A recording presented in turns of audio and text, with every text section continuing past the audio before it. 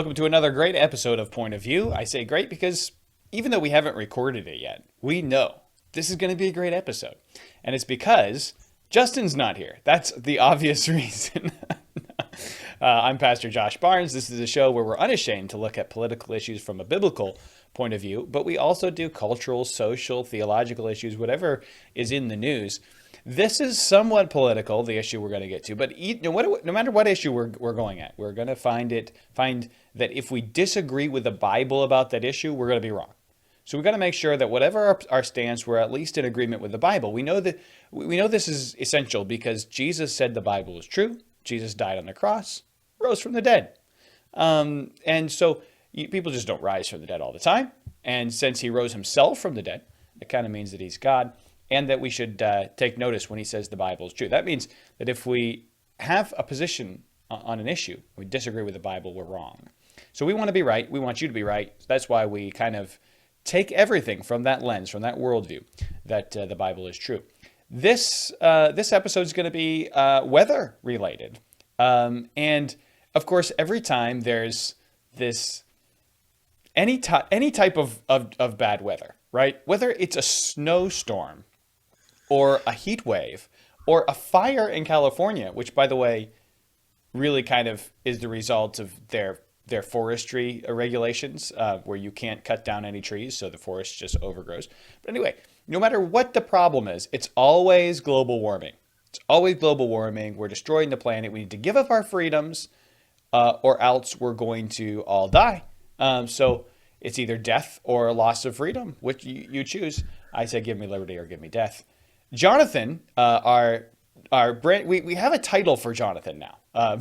So just to be clear, those of you who are just joining us, I am Josh Barnes, host of the show. Justin is the co-host of the show, and Justin Barnes, my brother, and then my other brother, Jonathan Barnes, is now the Point of View contributor. He's a Point of View contributor, which means he comes in and gives us all the information we need on whatever subject it is that we task him to research, or he tasks us with his research. I don't know. Anyway, so one of the topics we chose last week, we had all these, or not a bunch of, it was just one tornado, one really bad tornado. Am I right about that? There were several tornadoes, actually. Yeah. And people died. I mean, this was bad. This was serious. Yeah. But one of the things that, of course, came up again was, global warming. We need to give up our rights in order to stop global warming. Jonathan, what are your thoughts? What are some of the things you found in researching this? Yeah, so thanks for the title, Josh. I appreciate it. So in researching this, I'd heard kind of in some peripheral things about the tornadoes. So I looked into this, and yeah, these tornadoes were pretty awful. In case you're not aware, on the evening of December 10th into the morning of December 11th, there were some tornadoes that touched down in Arkansas initially. Then they progressed into Missouri, Illinois, Tennessee, and Kentucky. Kentucky is kind of the state that took the brunt of the damage. And just, if you've seen any of the pictures, just devastation. There's just mile after mile of just flattened, whole towns are just completely destroyed. Loss of life was high. Last toll I saw was about 88 people that died. You heard some people that were in I believe an Amazon plant. They died inside the plant. Just in Kentucky alone, 75 people were killed. The last count I saw, they've measured 62 total tornadoes. Most of those were pretty small. There were a couple of really big ones. In fact, there were 6 F3 tornadoes, which can do some damage, and 2 F4 tornadoes, which those are monsters. They're not quite F5s, but they're pretty big. Wow. Yeah. Now, do you think that this is now what you've said so far makes me think this is way worse than anything that we normally see? Maybe there are weather patterns that are changing. Right, and that seems to be the the thought process behind a lot of people. The Hulk, Mark Ruffalo, he always has some really interesting things to say regarding I love basically getting my everything. politics Um, from actors. You yes, know, they're the best politicians, really, absolutely. They have all the facts. They know all and the things. scientists too. You know, Right. And if he played a scientist, then he must know what he's talking about. Right. So he tweeted out a picture of the devastation, which was bad. And the quote that what he posted with that says, "This is what hashtag climate catastrophe looks like. It's only going to get worse from here. Now is the time to fight for our suffering and despairing youth."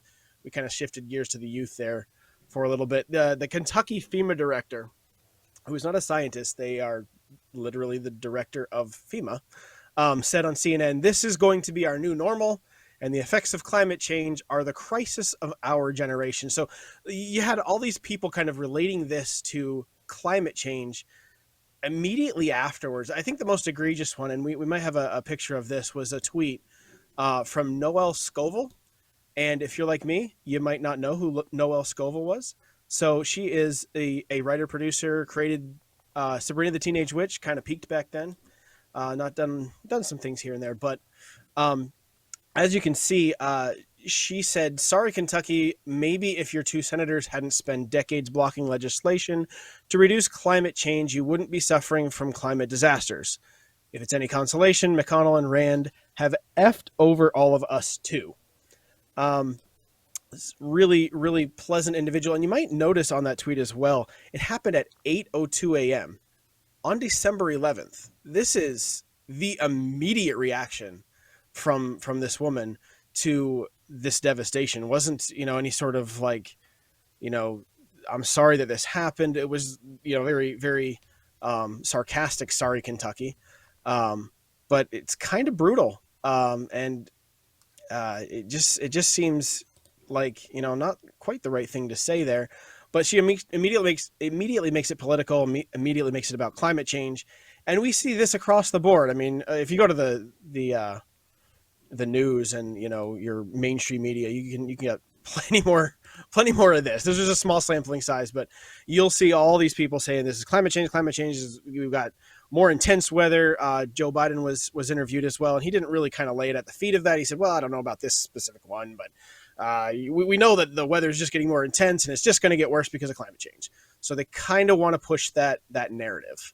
mm-hmm. It's funny though that to me that that makes them completely untrustworthy on everything. I mean, they'll take an issue like abortion and they'll say, "Oh no, a human being isn't really a human being until they're born, right? Before that, they're not actually human," which is just insane and completely against science because all they care about is their political agenda. Then they'll go to something like this and they'll just jump right to the politics and claim that science supports them when it's clear they don't really care about science, whether it does support them or not. All they want to do is push an agenda. Right. And I get that. I mean, you can see that on both sides for certain issues. But in something like this, when people are dying, have just died, and this is all you care about, your personal agenda, it just seems incredibly wrong to me. Yeah. So I researched this thing out a little bit. And this is one thing where the science is not really disputable. There is a pretty it's hard to get a consensus because of how many political influences we have, right? It's hard to get any consensus on anything. But this is something where it's not really well, there's some good facts on this side and there's some good facts on this side. The scientific community pretty much across the board does not support climate change as affecting tornadoes in any sense whatsoever. Let me give you an example. Carbonbrief.org. I have a graphic for this one as well. There was an article that stated if weak tornadoes are excluded, there is no detectable I'm sorry, I lost my spot. No detectable trend in tornadoes over the past century. This graphic shows that. You can see there's ups and downs, and there's really no trend toward either side. And this is notable as well because in reading this article, there's 1990 is a big year because in the early 90s is when we really started getting Doppler, and we were able to record a lot more tornadoes than we were able to in the past. But in the past, it was kind of word of mouth. It was, "Hey, I saw a tornado. Did you see it too? Okay, we have a witness. That's a recordable tornado." there was probably a lot of tornadoes that didn't get recorded. So you would think that they would spike up even if it stayed the same, but it really doesn't. There's really not a whole lot of data to support that, which is why it's hard to say that climate change over the years has boosted this up. In 2018, the fourth National Climate Assessment said extreme weather such as tornadoes, hail, and thunderstorms are also exhibiting changes that may be related to climate change. Maybe. But scientific understanding is not yet detailed enough to confidently project the direction and magnitude of future change. So even the liberal left, as far as the scientific community, the best they can say is, yeah, maybe it's there. We think it is because, that's just how we think. We think climate change affects everything. We think that's the worst thing on the planet. But yeah, as far as scientific evidence, yeah, not really there. We don't have anything for that. So that's something there. There's a guy named Roger Pielke. He seems like a pretty based guy. He's a political scientist. He's a professor. Was in the environmental studies program and former director of the Center for Science and Technology Policy Research at the University of Colorado Boulder. He accepts climate change. He wrote about the need for a carbon tax. He supported Obama's EPA carbon regulations and all of these things. He's not a far right guy at all. In fact, he'd probably be left of center. He supports the IPCC, which is the Intergovernmental Panel on Climate Change. And that's interesting because the IPCC has come out with a lot of reports that refute any sort of connection here between climate change and tornado activity. You can bring that back up. He did this tweet on F5 tornadoes, which is really interesting. We would think that F5 tornadoes, obviously the number one category, the strongest tornadoes that we have. From 2000 to 2020, a 20-year period, the U.S. experienced 4 F5 tornadoes. But for a different 20-year period, from 1954 to 1974, and that's before now, in case you're not keeping track, the U.S. experienced 36 F5 tornadoes. This flies in the face of climate change having anything to do with tornadoes, especially if you believe that, there's catastrophic climate change happening right now. It's getting worse. We're putting so much stuff into the air that it's causing the global temperature to rise at a rate that is very unhealthy. There are many that believe that, but even those people, generally there are some, but even those people have a hard time relating that to a rise in tornadoes. So when we think about this whole tornado issue, we have to think about 3 different things, right? Are there more tornadoes? Well, no, we just saw that the graphic that says there's really not any detectable trend in the amount of tornadoes. Are tornadoes, are they more intense? Are they worse now? Is it not just, there's more, but the ones that come about, are they worse? Are they more intense than they were before? Well, not really. We've got another graphic on tornado damage that, you can see actually a downward trend. This is over 70 years since 1950 to the year 2020. There's a downward trend, and Roger Pielke Jr. points this out. He says, climate change, yeah, we need to address it. However, this is not what we've made it out to be in many cases. So the tornadoes are not getting more intense. They're not happening more often. And the loss of human life, of course, we want to relate everything to that, right? Because that's what matters in the end anyways, is we want to protect people. We want to make sure people aren't dying, and we want to do what we can. So, when people say this is climate change and we're losing lives, is this the worst tornado on record? What do you think, Josh? Hang on, I thought you were gonna. I had another picture queued up, ready to go, and then you had to talk to me. You're busy being my graphics guy. Okay. For what anyway, would you say? Those who are watching, we do all the recording behind the scenes, and I'm actually, while I'm doing everything, I'm also doing the magic. We haven't quite got enough money for a staff yet. Yeah. Exactly. I am both the green wizard in front of the screen and also the wizard behind the curtain, if you've ever seen The Wizard of Oz. What was your question? So this was bad. We've got a death toll of 88 as far as I know. That might go up or down. It might, it probably won't go down, but that might go up a little bit from here on out. The last I saw was that 88 people died. That's a lot of people to die from an event like this. But do you think there's ever been anything worse than that in the history of the world? Let's start with the world. Uh, More than 88 people dying from a tornado? Other than maybe like a worldwide flood would probably top that, but outside of that, You mean specifically from a tornado? Has there ever been an instance where more than 88 people died from a tornado? just tornadoes. Forget floods, forget hurricanes, all those other things, earthquakes. Yeah, I mean that. While that is certainly far, it's saddening. 88 Yes. doesn't seem like it would be the highest number ever. No. But because of climate change, you would think that, the higher ones would have been probably in the last 10, 15, 20 years, perhaps. Right. Yeah. Yes. Actually, this is not the worst on the planet. This is not the worst in the United States. In fact, there have been, if you go onto charts and you look at the top 50 tornadoes that have happened worldwide, this one doesn't even come close to making that chart. There are 15 of them in the top 50 that were in the United States.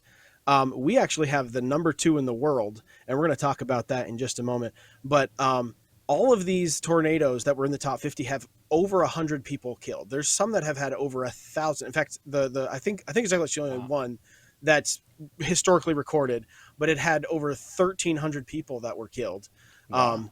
in that tornado. But there was actually another tornado system in roughly the same area as the one that we saw just a few weeks ago. Actually, it was a couple of weeks ago. In March of 1925, there's an event known as the Tri-State Tornado Outbreak. It hit Tennessee, Kentucky, and Indiana, and it killed close to 750 people.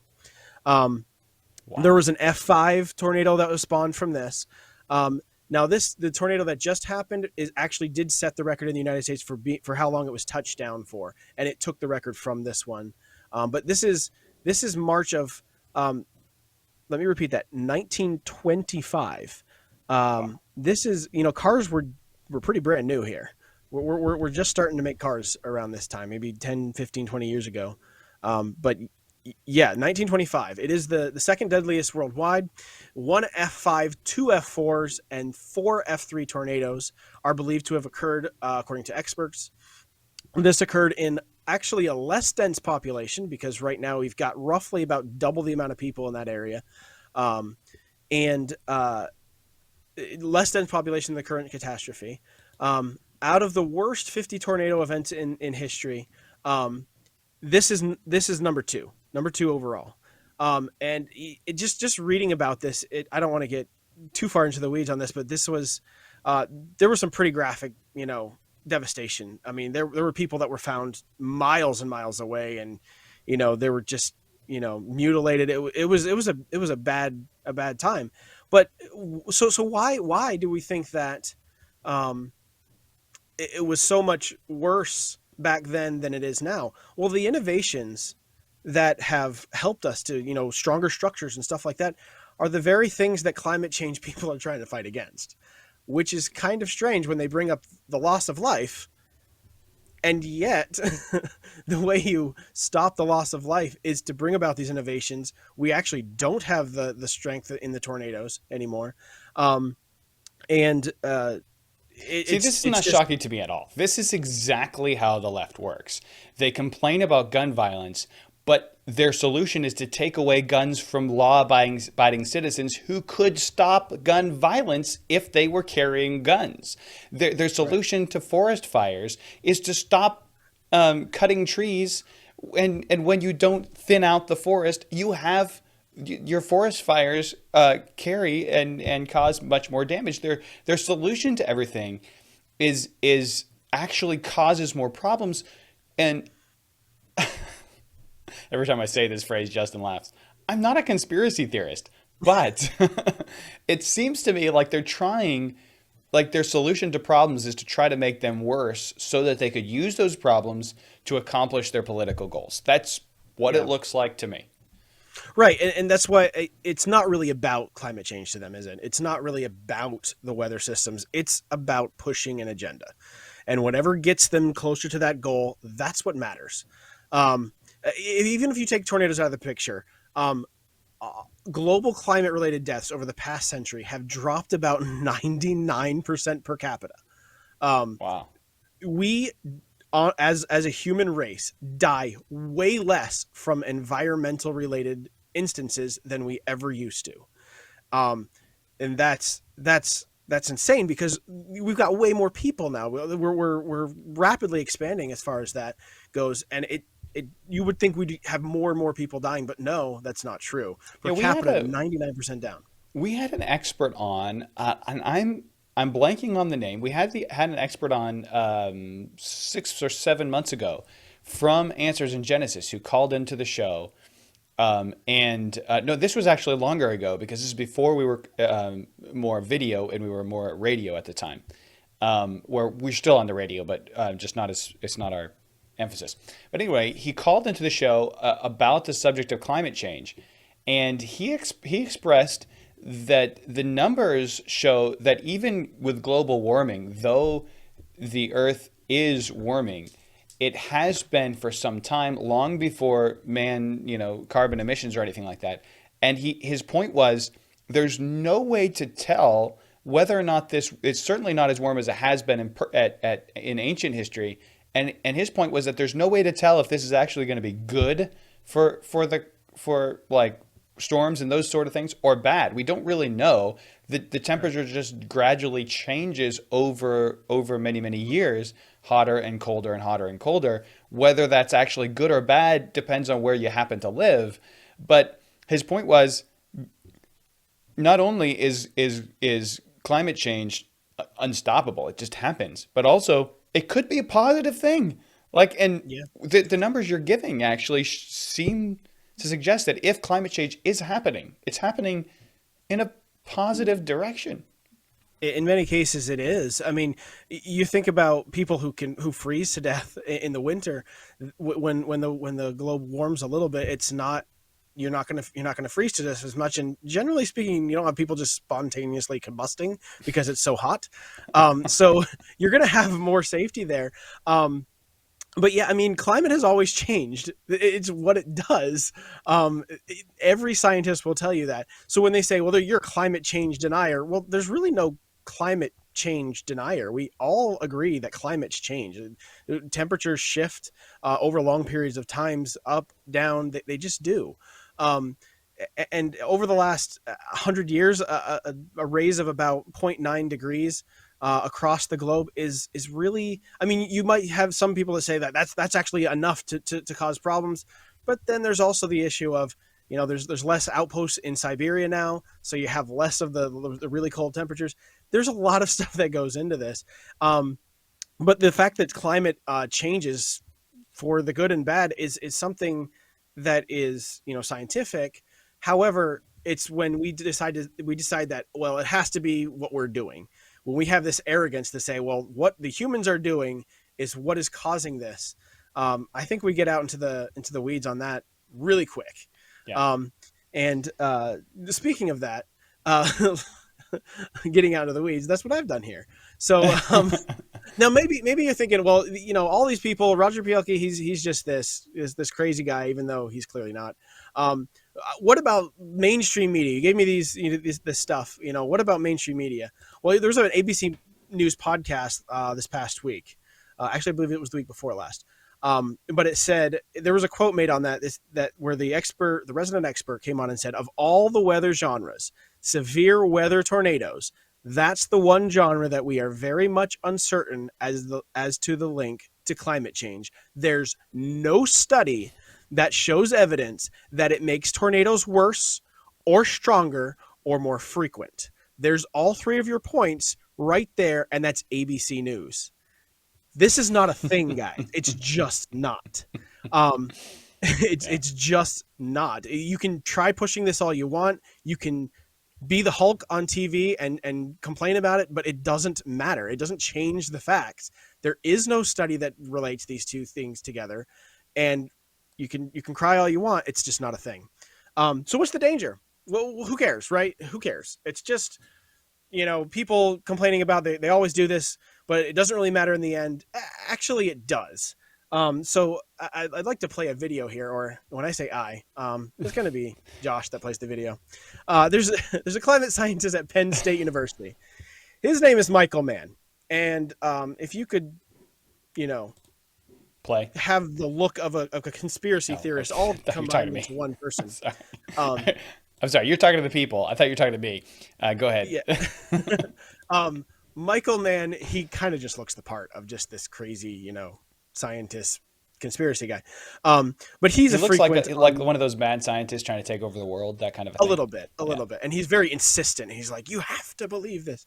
But he's from Penn State University. He does have some accolades. He's written a bunch of books, all climate catastrophe books. And he frequents the very far right leaning show, Democracy Now. Oh, is that all the time. Is that the show? Hey, That's I'm right. just putting that out there. We have 2 minutes left in the show. We are going to play this, or we're not going to play it. All right, so let's play the video, and we'll show you what the problem with this is then. People believe what they do, and this is something you've been talking about. Earlier this month, you tweeted, quote, "Hey, YouTube, it's good you're taking down COVID denial videos. Now it's time for you to remove climate denial videos. They pose an even greater threat to humanity in the long term." Explain.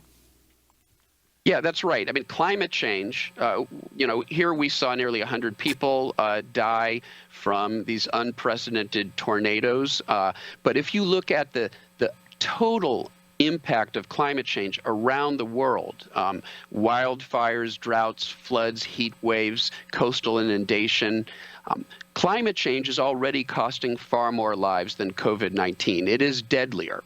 And so the denial of climate change is deadlier even than the denial of the basic science behind COVID-19. But here, Jonathan, 30 seconds. Tell us what we just saw.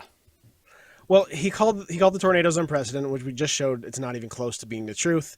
And then he calls for censorship, and that's where this leads. Right? We're going to censor. We've already seen it with COVID, and we want to now censor climate deniers. This is not science. If you really believe your standpoint, then you don't have a problem with opposing views. You can show it. And it's just using fear this guy's coming to from. control people, which is what COVID-19 was. And by the way, in the Bible, we have 2 commands. In the beginning of the Bible, we see this command to tend and keep the earth. At the end of the Bible, we see this idea that God is going to eventually destroy the earth. We're not going to destroy it, but we should take care of it as best we can. Just not go crazy with it. We'll see you next time on Point of View.